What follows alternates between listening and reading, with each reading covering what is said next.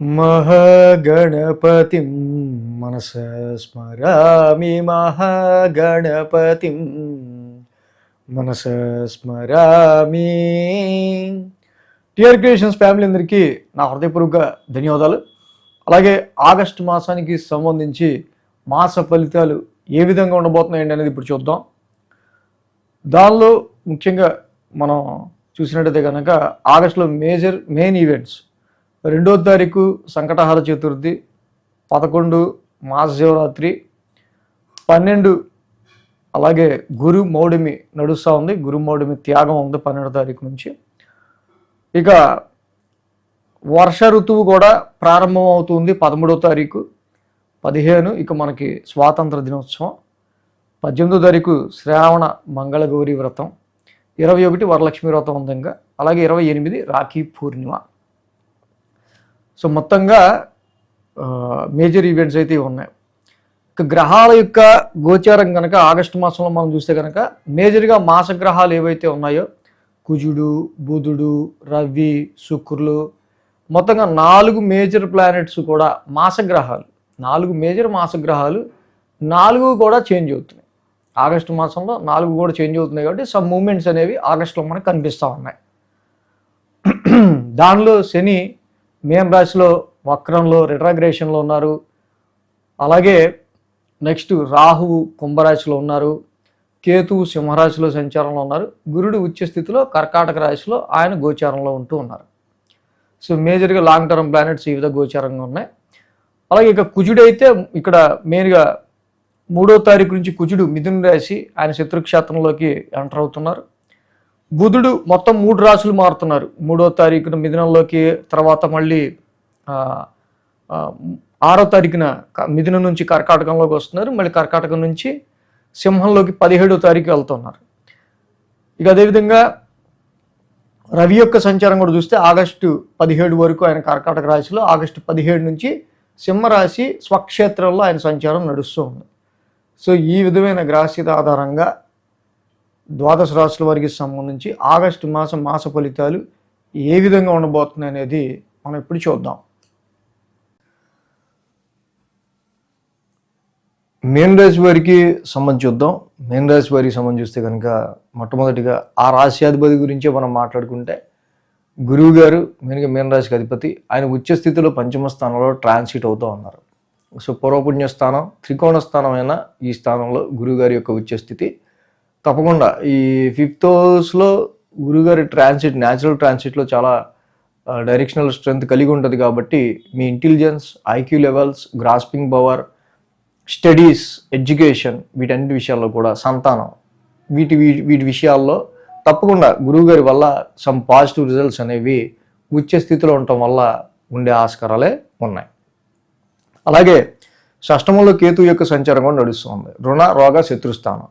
మనిషినోడు ఎవడైతే కోరుకోడో యాక్చువల్గా 6th house ఎవడికి గొడవలు కావాలని కోరుకుంటాడో, ఎవడు లిటిగేషన్లు కావాలని కోరుకుంటాడు. సో ఎప్పుడైతే when Ketu transit 6th house, so మొత్తం he detach all your daily routine life conflicts, ఎన్నో రకాల పరిస్థితుల్లో మీకు ఎదురయ్యే వివాదాలని మీరు అధిగమించుకుంటూ ముందుకెళ్ళిపోయే శక్తిని 6th హౌస్లో ఉన్న కేతు ఇస్తాడు. అలాగే రవి కూడా 17వ తారీఖు నుంచి అనుకూలంగా వస్తున్నారు.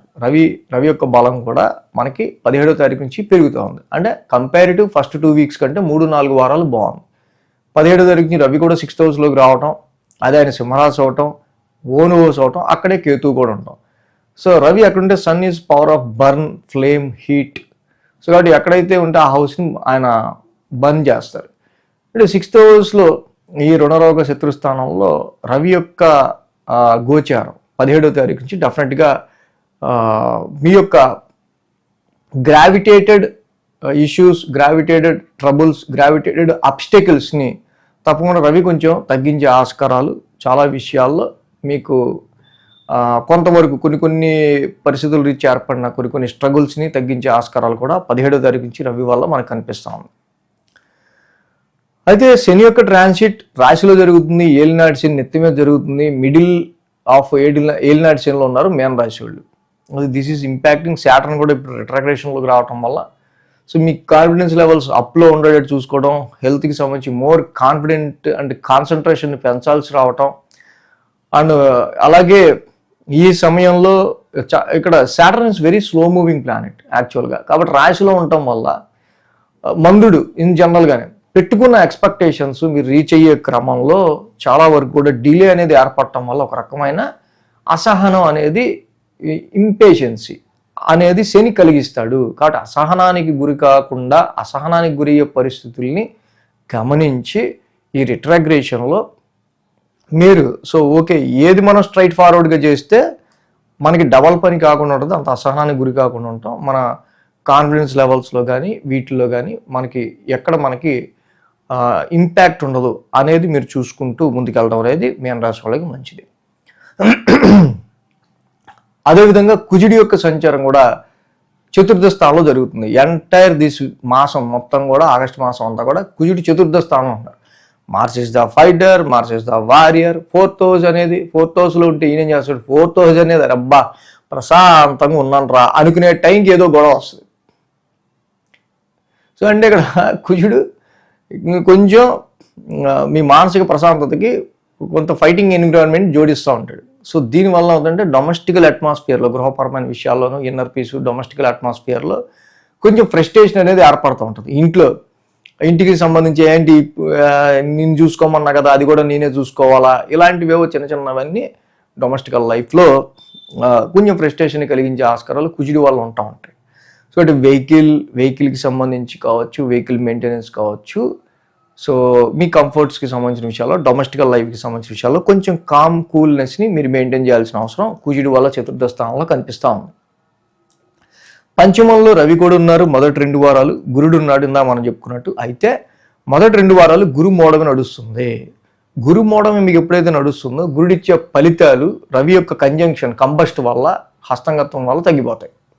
సో దీనివల్ల ఇన్వెస్ట్మెంట్స్లో ఏంటి, మీరు పెట్టుకున్న ఎక్స్పెక్టేషన్స్లో ఏంటి, మీరు అనుకున్న దానిలో రీచబిలిటీకి సంబంధించి మీ కాన్ఫిడెన్స్ అంటే మీరు అనుకున్నది ఒక 80% అనుకుంటే ఈ కంబస్ట్ వల్ల యాక్చువల్గా దాని యొక్క రేటింగ్, దాని యొక్క పర్సంటేజ్ తగ్గిపోతూ ఉంటుంది. 5th హౌస్లో ఈ యొక్క రవి యొక్క ట్రాన్సిట్ వల్ల ఇన్వెస్ట్మెంట్స్లో కావచ్చు, మీరు పెట్టుకున్న ఎక్స్పెక్టేషన్స్ అన్నిట్లో కూడా. సో కాబట్టి మీరు ఏదైతే డెలివరీ చేద్దాం అనుకున్నారో, ఏదైతే మాట ఇచ్చారో, సో మీ డెలివరబుల్ ఏదైతే ఉందో, టార్గెట్ ఏదైతే ఉందో, ఓకే డెఫినెట్గా మరి అంటే ఓవర్ కాన్ఫిడెంట్గా నేను 80కి 80 చేసేస్తా, 100కి 100 చేసేస్తా కాకుండా డెఫినెట్గా ఆ ట్రై మై లెవెల్ బెస్ట్, ఇది అవుతుంది అనే విధంగా ముందుకెళ్తే ఓకే ఇలా అయింది అన్నట్టు ఉంటుంది చివరికి. కాబట్టి రవి హస్తంగత్వం ఉన్నప్పుడు ఇలా మెయింటైన్ అవ్వడం మంచిది మీన రాశి వాళ్ళకి. అలాగే ఇక్కడ ఇక 17వ తారీఖు నుంచి రవి 6th వస్తాడు. 6th వచ్చాక చాలా ప్రాబ్లమ్స్, డబ్బులు ఆగిపోయిన డబ్బులు కావచ్చు, అలాగే ఇన్వెస్ట్మెంట్స్ రీచ్ కావచ్చు, ఇక్కడ ఎదురవుతున్న చాలా ప్రాబ్లమ్స్లో కావచ్చు, మీకు కొన్ని సొల్యూషన్స్ అనేది ఆగస్టు 17 తర్వాత కనిపిస్తాయి. అదేవిధంగా శుక్రుడి యొక్క సంచారం సప్తమంలో ఉంది. సప్తమంలో శుక్రుడు నీచ. యాక్చువల్గా సప్తమంలో శుక్రుడు జనరల్గానే యోగించడు, పైగా నీచ శుక్రుడు. కాబట్టి ఈ శుక్రుడి యొక్క సంచారం కూడా వ్యాపారంలో ఏంటి, మ్యారిటల్ లైఫ్లో ఏంటి, కొంత మ్యారేజ్ మ్యాచెస్ చూసే విషయాల్లో ఏంటి మీకు అంతా జనరల్గా ఫేవరబుల్ రిజల్ట్స్ కంటే మీరు పెట్టుకున్న ఎక్స్పెక్టేషన్ రిజల్ట్స్ కూడా శుక్రుడు 7th హౌస్లో ఇచ్చే ఆస్కారాలు తక్కువ, ఏదో బ్యాలెన్స్డ్గా ఇస్తూ ఉంటాడు అంతే. సో కాబట్టి వీటి విషయాల్లో కూడా కొంచెం మీరు మోర్ కాన్సన్ట్రేషన్, ఎఫర్ట్ అనేది పెట్టాలి. ఇక అల్టిమేట్గా మొన్నటి వరకు గురుడు ఇక్కడ ఉండి రాహు మీద ఆస్పెక్ట్ ఉంది, రాహు మీద గురువు గారి ఆస్పెక్ట్ ఉంది. ఇప్పుడు రాహు మీద గురువు గారి ఆస్పెక్ట్ లేదు. రాహు ఒక్కళ్ళే ఇండివిజువల్గా 1000 స్థానాల్లో ఉన్నారు. సో రాహు యొక్క 1000 స్థానం సంచారం కొన్ని ఖర్చుల్ని, అనవసరమైన భయాల్ని, కొన్నిసార్లు పిచ్చి పిచ్చి ఆలోచనలు కూడా ఇస్తూ ఉంటాడు రాహు. సో అలాగే long distance travel, abroad travel, so వాటికి సంబంధించి కూడా రాహు మళ్ళీ ఇక్కడ యోగిస్తాడు. కాబట్టి ఇక్కడ ఖర్చులు అనేవి పెంచుతున్నాడు. కాబట్టి రాహు పెట్టే ఖర్చులు కంటిన్యూస్గా ఉంటాయి. కాబట్టి కొంచెం జాగ్రత్తగా ఖర్చుల విషయంలో కూడా మెయింటైన్ అవ్వటం, ఇప్పుడు నేను చెప్పిన విషయాల్లో జాగ్రత్త తీసుకోవడం మంచిది. ఈ రాహు 1000 స్థానంలో ఏ వారంలో ఏ తేదీల్లో రాహు వల్ల ఈ ఖర్చులు ఉండొచ్చు, లేకపోతే మనం అనుకున్నట్టు నైట్ స్లీప్ డిస్టర్బెన్సెస్ ఆర్ ఈ మనం అనుకున్నట్టు ఆలోచనలు ఎక్కువ ఉండటం ఏ వారంలో ఏ తేదీల్లో ఉండొచ్చు. అలాగే కుజుడు 4th స్థానం వల్ల ఇందాక మనం చెప్పినట్టు డొమెస్టికల్ ఫ్రస్ట్రేషన్ ఏ టైంలో ఉండొచ్చు. అలాగే ఇక్కడ శుక్రుడి యొక్క సప్తమ స్థాన సంచారం వల్ల కూడా ఏదో బిజినెస్లో ఏంటి మ్యారిటల్ లైఫ్లో సోగా ఏ వారంలో ఏ డేట్స్లో ఉండొచ్చు. ఇది మనం వీక్లీ ఫాలో అయితే మీకు పర్టిక్యులర్ వీక్లో ఇంకా ఏ రెమెడీ చేసుకుంటే బాగుంటుంది కూడా బాగా తెలుస్తుంది. కాబట్టి డెఫినెట్గా ఏలినాటి శని అయితే నడుస్తుంది రాశి మీద, కాబట్టి శనికి తైలాభిషేకం చేసుకుంటూ ప్రతి శనివారం వెళ్ళండి. కుజుడు చతుర్థ స్థానంలో కొంచెం మనకి డిస్టర్బెన్స్గా ఉన్నారు కాబట్టి ధరణీ గర్భ సంభూతం చదువుకుని సుబ్రహ్మణ్య కరావలంబ స్తోత్రం చేసుకోండి. పంచమంలో రవి యొక్క సంచారం మొదటి 2 వారాలు ఉంది కాబట్టి విష్ణు సహస్రనామ పారాయణం చేసుకోవటం. రవి బుధులు ఇద్దరు ఉన్నారు 7వ తారీఖు నుంచి, కాబట్టి విష్ణు సహస్రనామం పారాయణం చేసుకోవటం కూడా చాలా మంచిది. సో వ్యాపారస్తులకైతే లక్ష్మీ అష్టోత్తరంతో పూజ చేసుకుంటా ఉంటే ప్రతి శుక్రవారం ఇంకా మంచిది. కాబట్టి వీక్లీ ఫాలో అయితే పర్టికులర్ వీక్లో దేని మీద ఎక్కువ ప్రెషర్ ఉంటుంది, దానికి సంబంధించి ఏం చేసుకుంటే బాగుంటుందో కూడా మీకు ఇంకా బాగా తెలుస్తుంది.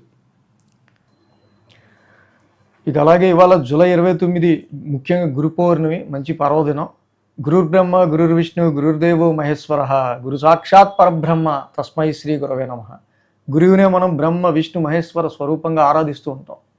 ఎందుకంటే అజ్ఞానాన్ని పారద్రోలి జ్ఞాన మార్గం వైపు మనల్ని నడిపించే ప్రతి గురువుకి కూడా ఈ గురు పౌర్ణమి రోజు కృతజ్ఞత భావంతో ఏదో ఒక దక్షిణ తాంబూలాదులు సమర్పిస్తూ ఉంటారు.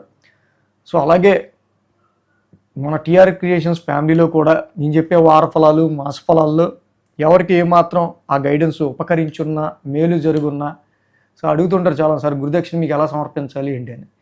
సో ఈ గురు పౌర్ణమిని పురస్కరించుకుని ఈ సందర్భంగా ఎవరన్నా కృతజ్ఞతను తెలియజేసేవాళ్ళు డిస్క్రిప్షన్ బాక్స్లో ఏ విధంగా దక్షిణ సమర్పించవచ్చు ఏంటి అనేది నేను ఇచ్చాను ఆల్రెడీ. అక్కడ మన మెయిల్ ఐడి నెంబర్స్ అన్నీ ఉన్నాయి. సో ఆ విధంగా ఎవరన్నా గురుదక్షిణ ఇవ్వాలన్నా ఈ గురు పౌర్ణమిని పురస్కరించుకుని ఇవ్వచ్చు. ఈ వీడియో కనుక మీకు నచ్చినట్లయితే లైక్ చేయండి, షేర్ చేయండి. మరిన్ని అప్డేట్స్ కోసం సబ్స్క్రైబ్ చేయడం మాత్రం మర్చిపోకండి.